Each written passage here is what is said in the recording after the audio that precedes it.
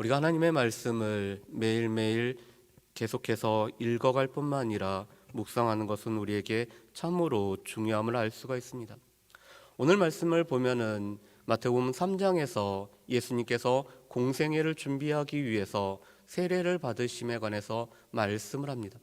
예수님의 세례를 받으심은 오늘 마태, 마가, 누가에서 오늘 정확하게 기록이 되어 있을 뿐만 아니라 요한복음에서는 세례 요한의 증거를 통해서 예수님이 세례 받으셨음에 관해서 말씀을 하고 있습니다. 공이 네 복음서 전체가 예수님이 세례 받으심에 관해서 말씀을 하고 있습니다. 그렇다면 오늘 말씀을 통해서 우리는 몇 가지를 살펴보기를 원합니다. 첫 번째로는 이 세례 요한의 오늘 사명과 또한 자기 한계에 관한 바른 인식을 우리가 살펴보기를 원합니다. 우리 말씀을 한번 보실까요? 우리 11절과 12절 말씀을 우리 한번 같이 보겠습니다. 11절과 12절 말씀입니다. 나는 너희로 회개하기 위하여 물로 세례를 베풀거니와 내 뒤에 오시는 이는 나보다 능력이 많으시니 나는 그의 신을 들기도 감당하지 못하겠노라. 그는 성령과 불로 너희에게 세례를 베풀 것이요 손에 키를 들고 자기의 타작마당을 정하게 하사 알곡은 모아 곡간에 들이고 쭉정이는 꺼지지 않는 불에 태우시리라. 아멘. 여러분, 세례 요한은 광야에서 외치는 소리였습니다. 그런데 세례 요한의 역할은 예수 그리스도의 오심을 준비할 뿐만 아니라 또한 백성들로 하여금 예수 그리스도를 맞이하도록 준비하는 역할이 바로 이 세례 요한이었죠.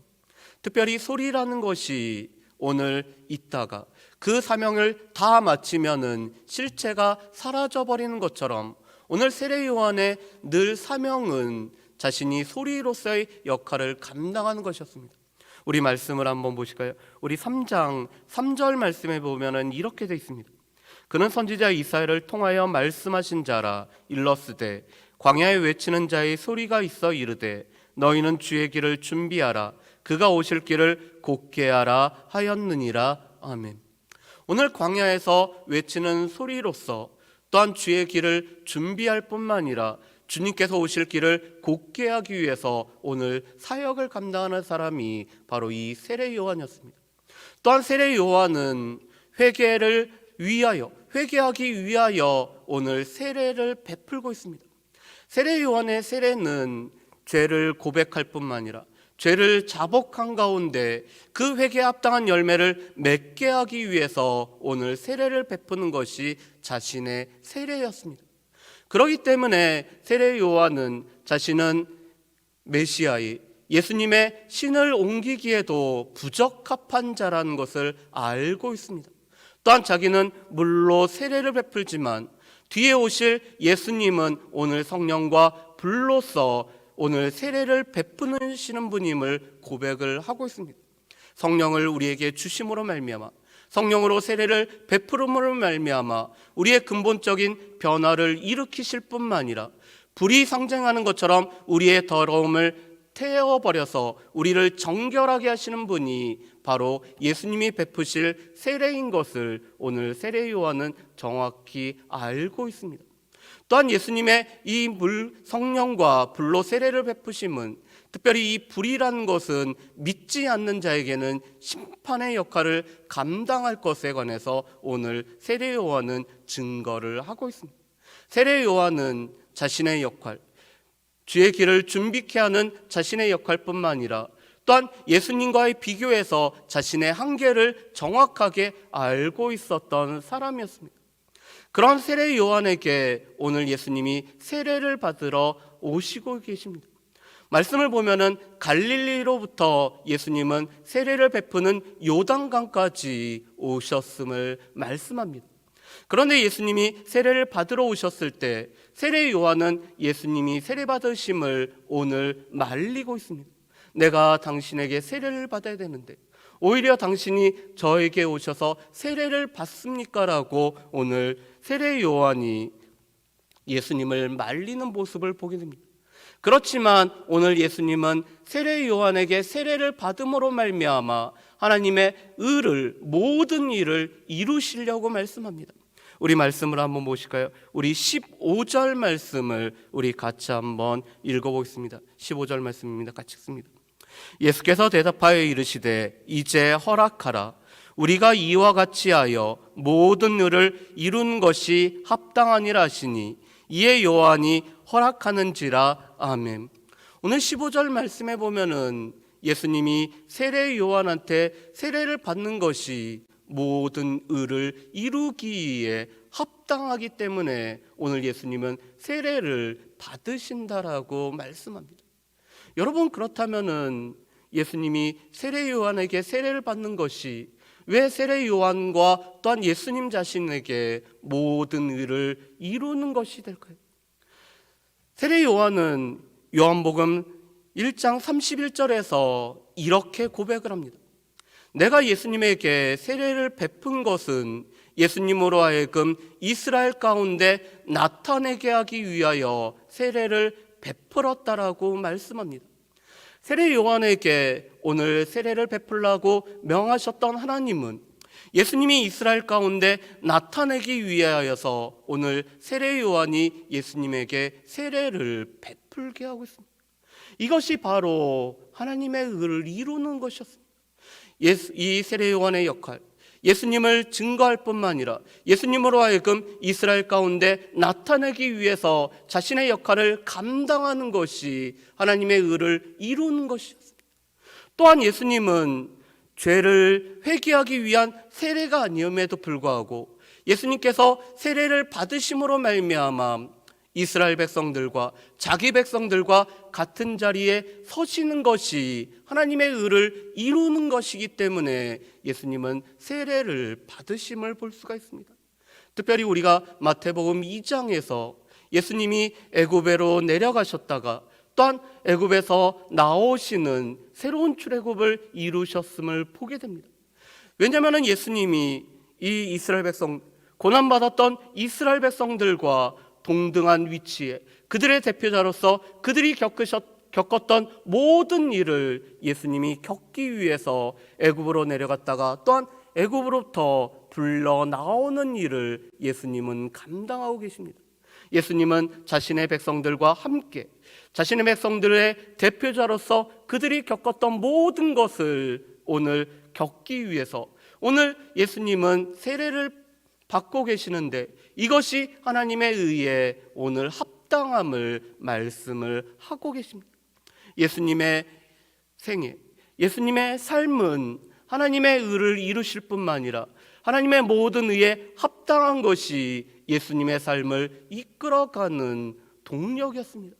그래서 우리가 마태복음 4장에서도 볼 것이지만 예수님은 세상의 길을 걸어가는 것이 아니라 십자가의 길을 걸어가시고 십자가에 지르기 위해서 예수님이 생애를 살아가셨음을 말씀을 하고 있습니다.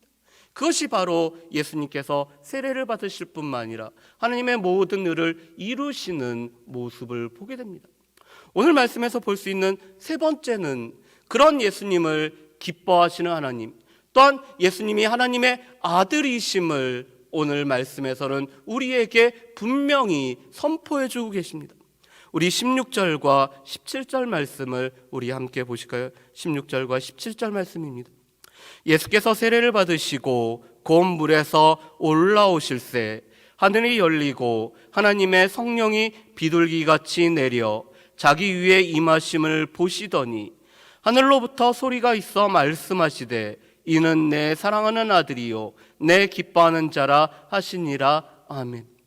오늘 이 말씀은 우리 마가복음 1장 말씀과 누가복음 3장 말씀하고 조금 비교해 보면은 이 말씀을 우리가 조금 더 분명히 알 수가 있습니다. 오늘 3장 16절 말씀에 보면은 성령이 자기에게 내려오심을 오늘 예수님이 보고 계십니다. 예수님이 세례를 받으신 후 물에서 나오셨을 때 성령이 비둘기같이 자기에게 내리고 계십니다. 그러면서 오늘 17절에는 하늘로부터 소리가 있는데 이는 내 사랑하는 아들이요 내 기뻐하는 자라고 말씀합니다.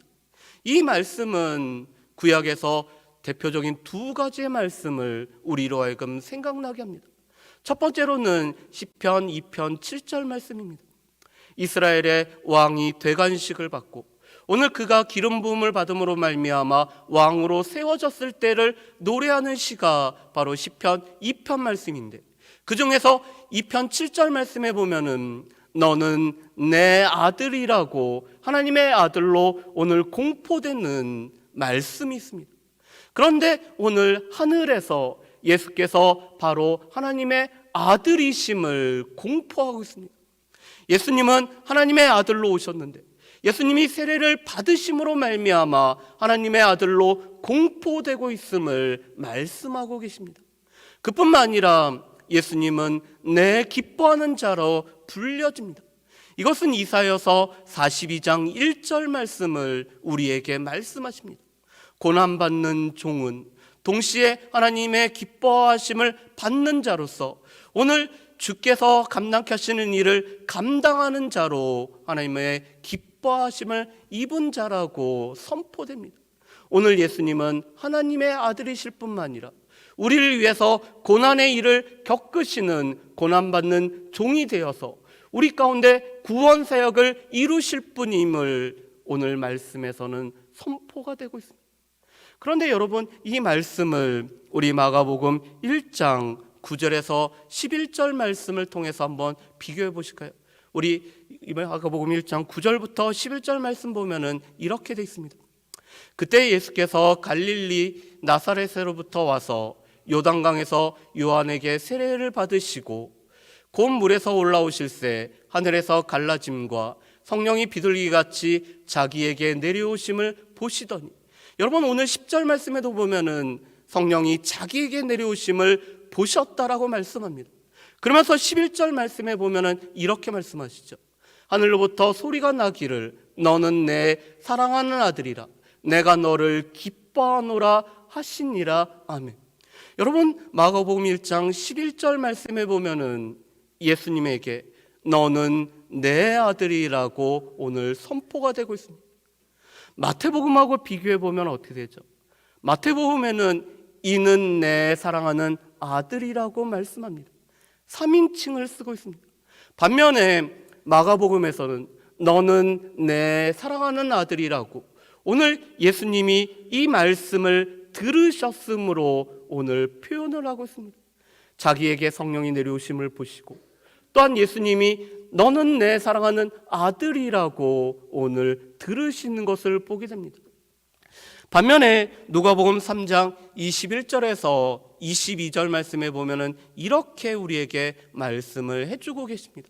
우리 누가복음 3장 21절과 22절 말씀을 한번 보실까요?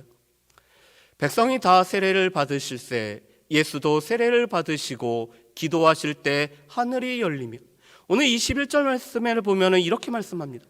백성이 세례를 받을 때 예수님도 세례를 받으셔서 오늘 백성들의 자리에 함께 계시는 예수님의 모습을 먼저 누가는 소개를 하고 있습니다.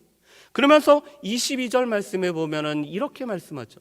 성령이 비둘기 같은 형체로 그의 위에 강림하시더니, 오늘 성령이 비둘기 같은 형체로 그의 위에 오늘 3인칭을 사용함으로 말미암아 오늘 백성들이 이 세례의 자리에 있었던 사람들이 예수님 위에 이 성령이 임하는 것을 보았음을 말씀합니다. 그런데 요한복음 1장 32절 말씀에 보면은 세례 요한이 이렇게 증거합니다. 내가 보매 성령이 그에게 임하더니, 오늘 성령이 비둘기같이 임하였을 때 그것을 세례 요한뿐만 아니라 그 자리에 있던 사람들이 목격했음을 말씀합니다.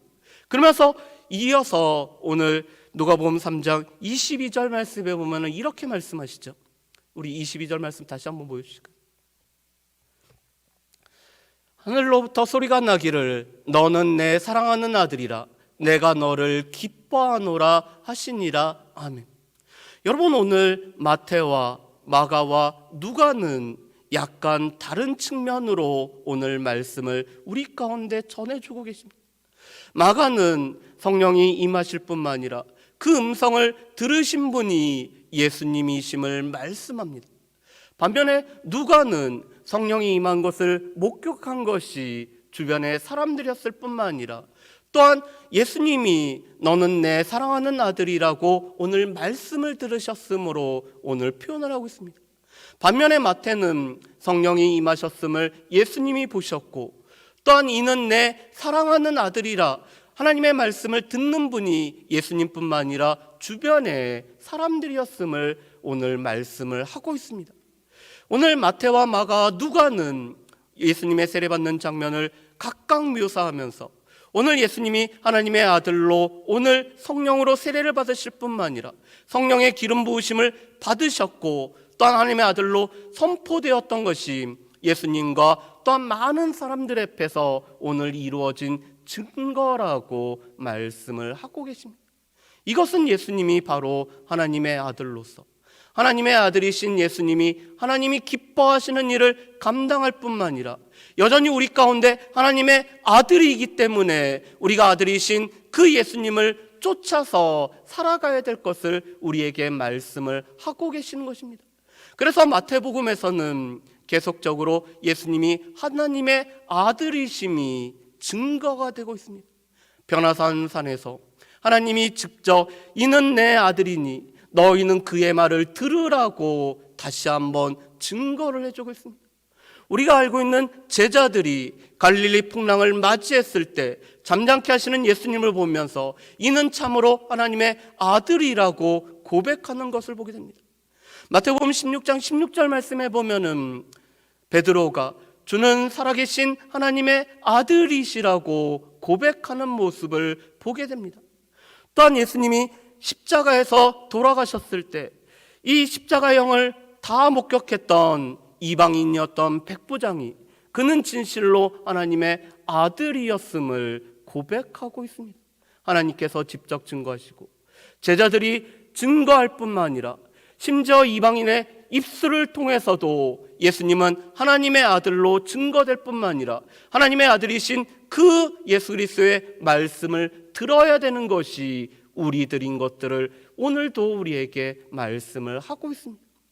그렇다면 우리는 세례 요한처럼 우리의 역할, 우리의 사명, 우리의 한계를 우리는 분명히 알고 그대로 살아가고 있는지 우리 자신들을 살펴보기를 원합니다. 오늘 예수님과 세례 요한은 모든 것이 하나님의 의를 이루기에 합당하다라면은 하나님의 의를 이루는 것이 그 삶의 오늘 방향일 뿐만 아니라 삶을 이끌어가는 원동력이한 것을 보게 됩니다. 과연 우리가 하는 모든 것, 우리가 하는 모든 말, 우리가 지금 생각하는 모든 것이 하나님의 의를 이루기에 합당한지를 우리는 분명히 살펴봐야 될 것입니다. 그래서 오늘 바울 사도가 고린도전서 10장 31절에서 우리가 먹든지 마시든지 무엇을 하든지 하나님의 영광을 위하여 하라고 하는 말씀은 우리의 삶의 모든 것이 하나님의 의에 합당한지를 우리는 분명히 알아야 될 것입니다. 세 번째로는 예수님은 하나님의 아들이십니다. 하나님의 아들이실 뿐만 아니라 하나님이 기뻐하시는 일을 행하는 분이 바로 예수 그리스도십니다. 그렇다면 우리 가운데 하나님의 아들로 오시고 우리 가운데 기뻐하시는 일을 행하셨던 그 예수님을 쫓고 예수님의 말씀을 들어야 되는 것이 바로 우리의 역할인 것을 기억하며 오늘도 하나님의 아들이실 뿐만 아니라 여전히 하나님의 아들로서 우리 가운데 일을 행하시는 그 하나님을 바라보면서 예수 그리스도를 바라보면서 믿음의 눈을 들어서 예수 그리스도를 바라볼 수 있는 저 여러분들 되시기를 주의 이름으로 축복합니다. 기도하겠습니다. 사랑의 풍성하신 아버지 하나님, 오늘도 말씀을 통해서 세례 요한의 역할과 자신의 한계를 분명히 깨닫고 있는 것을 볼 뿐만 아니라 예수님과 세례 요한 모두 하나님의 의에 합당한 일을 행하고 있는 모습을 보게 됩니다.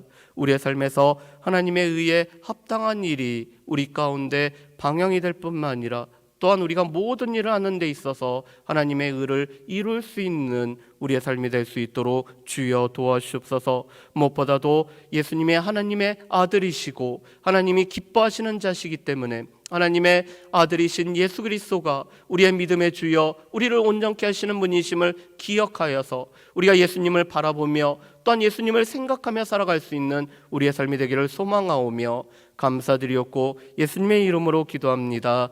아멘.